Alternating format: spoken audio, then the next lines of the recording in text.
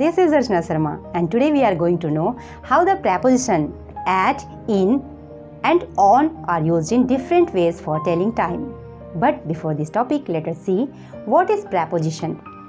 Preposition is a word placed before noun and pronoun and it denotes relation of a person or a thing with something else. ये पुल की तरह होते हैं जो वाक्य के किसी व्यक्ति या वस्तु का संबंध वाक्य के ही किसी अन्य व्यक्ति या वस्तु से बताते हैं। संबंध स्थापित करने वाले पुल की तरह ये preposition काम करते हैं। ये कई तरह के होते हैं जैसे preposition of time, preposition of place, preposition of direction। आज की इस कड़ी में हम बात करने वाले हैं preposition of time के बारे में, जिसके अंतर्गत हम देखेंगे preposition at, on और in का यूज। आज इस कड़ी में आगे बढ़ने से पहले चलिए ये भी देख लेते हैं कि preposition of time क्या होता है। The preposition that are used to tell the time when an event or activity take place are called preposition of time.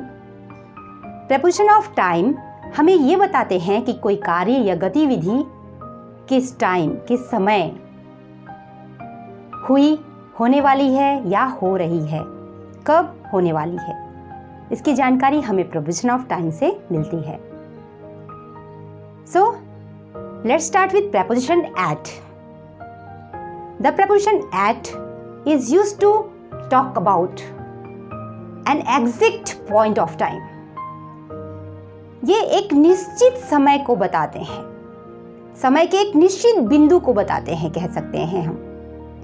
और समय हमें किससे पता चलता है? घड़ी से। तो घड़ी के समय को बताने के लिए यानी मिनट एंड आवर्स को बताने के लिए हम एट का यूज करते हैं। तो याद रखिएगा इसका संबंध घड़ी से होता है। 1 o'clock, 2 o'clock, 1 AM, 1 PM इस तरह से। Let's look into the examples. मैं 5 बजे उठती हूँ। I get up at 5 o'clock। Rajdhani Express 6 बजे छूटती है। Rajdhani Express departs at 6 PM. I arrived home at midnight. यहाँ पर मैंने midnight के साथ at यूज किया because midnight is a specific hour. It is 12 o'clock night. रात के 12 बजे को midnight कहते हैं, इसलिए हमने at का यूज किया। इसी तरह से I often take rest at noon. noon के लिए भी हम at यूज करेंगे।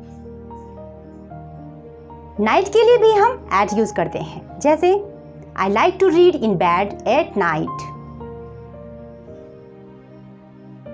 We usually use the preposition at with specific festival and holidays.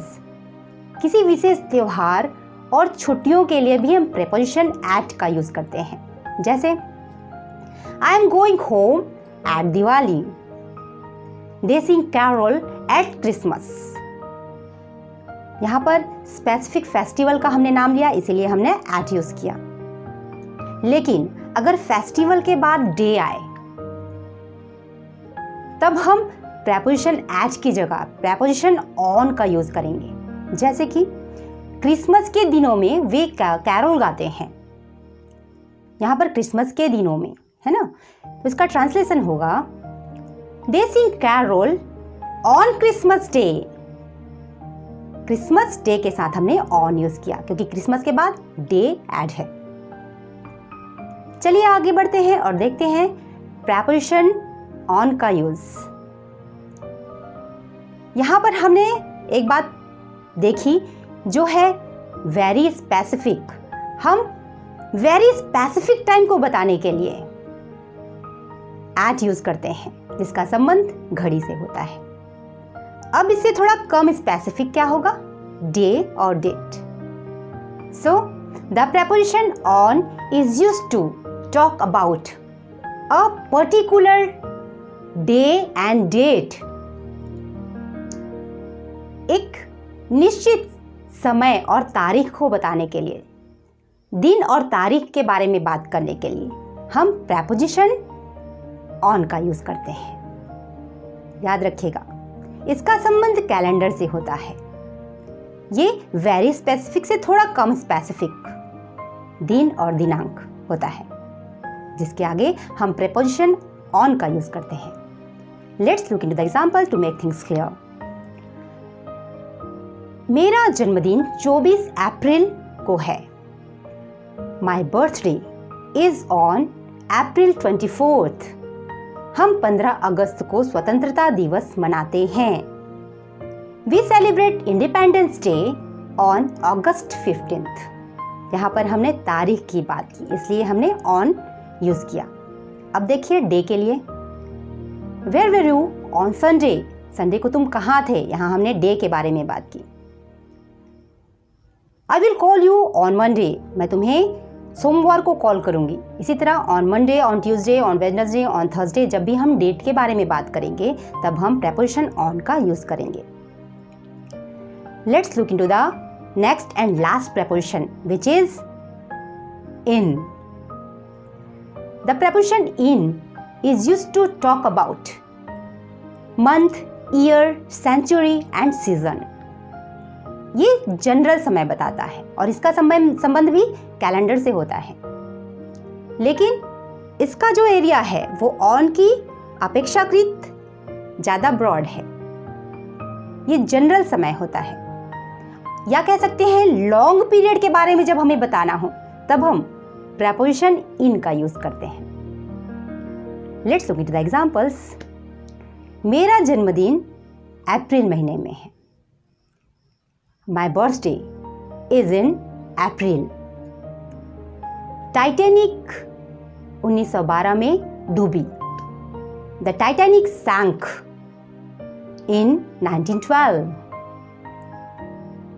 इस कंपनी की स्थापना 19वीं शताब्दी में हुई। This company founded in 19th century। यहाँ पर हमने महीने के बारे में बात की पहले, उसके बाद साल के बारे में, उसके बाद फिर शताब्दी के बारे में। अब हम बात करेंगे मौसम के बारे में। We wear woollen clothes in winter. The trees set their leaves in autumn. यहाँ पर हमने मौसम के बारे में बात की, इसलिए भी हमने प्रेपोजिशन इन का यूज किया। इसी तरह अगर हमें टाइम का लेंथ बताना हो, ड्यूरेशन ऑफ टाइम बताना हो, 30 मिनट्स, 15 मिनट्स, 1 आवर, 2 आवर, तब भी हम प्रेपोजिशन इन यूज करेंगे। Let's look into the examples. तुम्हें अपना होमवर्क 30 मिनट में खत्म करना है। You have to finish your homework in 30 minute. वह 2 घंटे में यहां होगी। She will be here in 2 hours।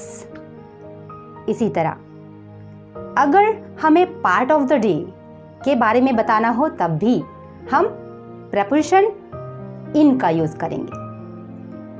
In the morning, in the afternoon, in the evening. चलिए एग्जाम्पल्स देखते हैं।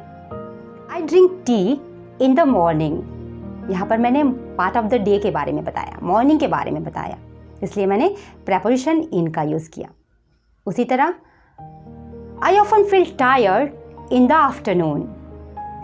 दोपहर को मैं थकान महसूस करती हूँ, अक्सर थकान महसूस करती हूँ। उसी तरह इवनिंग के लिए I learn English in the evening. शाम को मैं अंग्रेजी सीखती हूँ।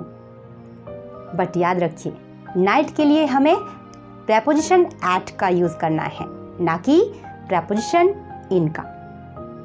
उसी तरह अगर किसी डे के साथ उसका पार्ट आया, डे के साथ पार्ट ऑफ द डे है, तब भी हम प्रेपोजिशन इन की जगह प्रेपोजिशन ऑन का यूज करेंगे।